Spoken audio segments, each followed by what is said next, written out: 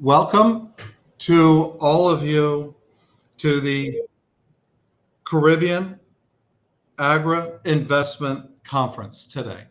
We're so excited with an incredible agenda throughout the day.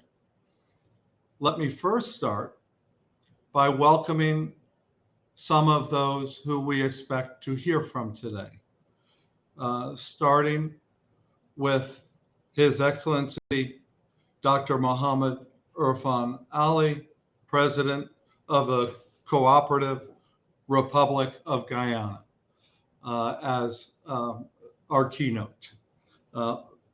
Also, we would like to welcome the Honorable Minister of Agriculture of Guyana, Zulfikar Mustafa, as well as the Honorable Minister of Agriculture of Jamaica, Barbados, and other countries we look so much to hear from. We will have a number of experts in the field, business leaders, entrepreneurs that will be speaking. We'll have a number of leaders of banks and institutions. What makes a great conference is that the people who are in attendance are as impressive as those who are speaking. And we would like to welcome such an incredible audience of leaders that are also looking to take the field of agriculture in the Caribbean to the next level and look for the investment opportunities. Without any further ado, a quick introduction of myself. I'm John Morris, CEO of 17 Asset Management. I will be the prime MC for the day, and it gives me pleasure to know that we are very proud to be working with FAO in this initiative, and which will you'll hear a little bit more later. And also for this event, we are grateful for the collaboration with CARICOM as well as CPSO in this event. Now for the conference and opening notes, it gives me pleasure to introduce Dr. Renata Clarke. She is the sub-regional coordinator for the Caribbean Food and Agricultural Organization. She oversees the FAO across 13 different English-speaking countries. She has been working in food security, food safety, and food science for over 20 years after she got her PhD in food science and her master's degree in food science. Dr. Renata Clarke is a person deeply committed from the beginning of her career to this subject. It has been such a pleasure to work with her and her team. And the only thing that she may be more passionate about is her family. And we also know that she's in the middle of preparing her son's wedding in Europe. So Dr. Renata, over to you. Thank you so much. Thank you, John. With the protocols established, I will dive directly into my brief remarks. And I'd like to start by saying that it is really with great pleasure that I join you today to build on our collective commitment to enable food system transformation in the Caribbean. There will be no, or at least very slow, transformation without investment. We know that there's varied agricultural potential across the Caribbean, but all of the countries recognize that the stability of food supplies, a pillar of food security, needs to be secured. They all realize that social and economic resilience depends on economic diversification, and they are targeting higher agriculture sector contribution to GDP. The 25 by 25 initiative is a resounding commitment of CARICOM governments to reduce the usage of precious foreign exchange on food imports by creating conditions for efficient, market-driven food production within the region. Governments in the Caribbean know that they cannot do this on their own. They need to enable private sector investment in a way that's consistent with the attainment of the SDGs. Over the 4 years that I've been here in the Caribbean as the head of the FAO office for the Caribbean, I have witnessed increasing efforts of countries, of donors, and of the UN system to figure out how to facilitate the needed investment. It's a relatively new and unfamiliar playing field for some of us. The private sector is quite diverse, with different philosophies, different risk appetites. We are making strides. Our own efforts in FAO Caribbean started a few years ago, coming out of a project whose aim was to assess business opportunities for billfish. This led to a successful venture in Grenada based on a business model that empowers associations of small-scale fishers. But one swallow does not make a summer. And we've been asking ourselves, how can we facilitate investment in inclusive business more reliably and with increasing efficiency? This quest has driven us to a collaboration with 17AM to enable us to better decipher and link investors. As we have progressed with our efforts, so have other parties. Governments and business sectors across the Caribbean have joined forces to hold a series of investment forums in the Caribbean. The FAO headquarters in Rome has also led a series of investment forums at the global level.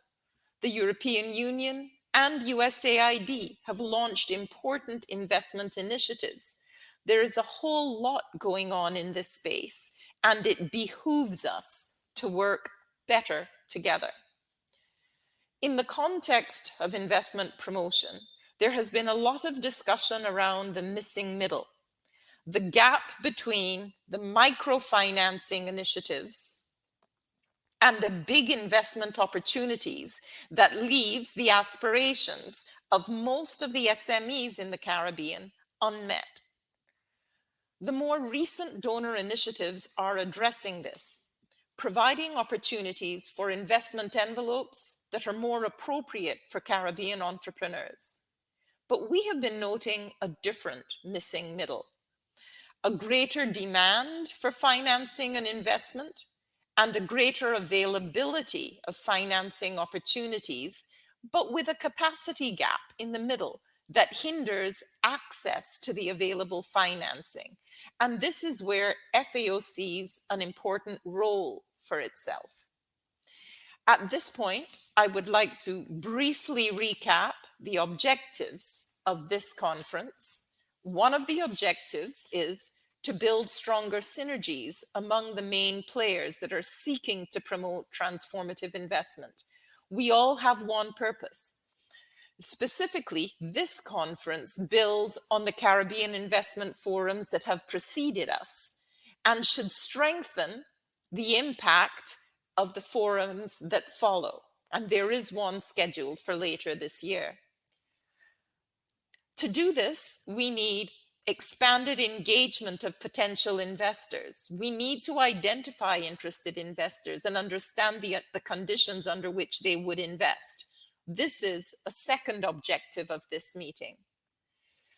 We also want an inclusive model of development. And for this, we need to understand the concerns and the needs of governments and of the small-scale fishers and farmers and the associations that represent them. And this will also be addressed in today's conference. I would now like to share a few thoughts on this journey of transformation. First of all, How do we, as FAO, see our role and our value in the quest for mobilizing investment for agriculture sector transformation in the Caribbean? We have been working for the past few years to develop a practical and robust value chain development program to help drive national agricultural industries by creating the conditions for both investment and development finance to flow into the most needed segments of some of the chains that have good market potential and are deemed priorities by the countries of the region. We are working with countries and other partners like IECA, CARDI, and the CPSO to move quickly with the chains that are most ready to go to the next level. And in parallel, we're also working with countries to unleash more latent potential in other value chains, leveraging relevant innovations. There is ongoing work that we are doing with UK FERA to rear insects as a poultry and aquaculture feed.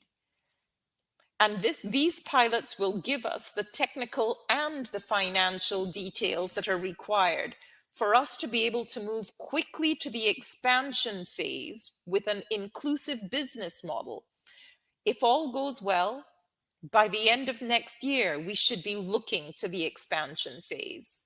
We are optimizing greenhouses and other protected structures, and we are much more focused than in the past on the strategic and business aspects.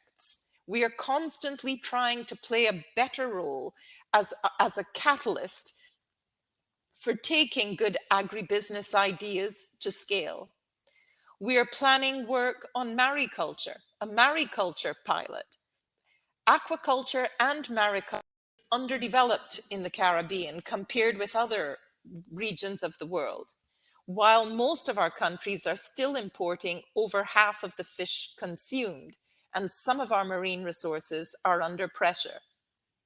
Again, the pilot, technically robust, but also constructed to give the costs and the information to build a convincing business case.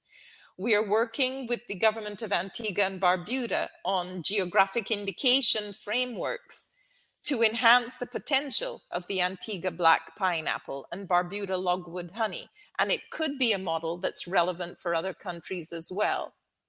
With partners, we are evaluating opportunities to support an enhanced quality cocoa sector. Agriculture has never been so dynamic in the Caribbean.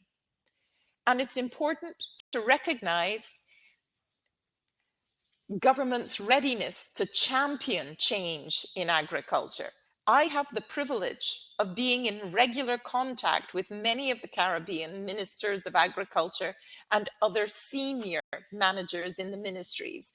In none of the countries of the Caribbean is it business as usual.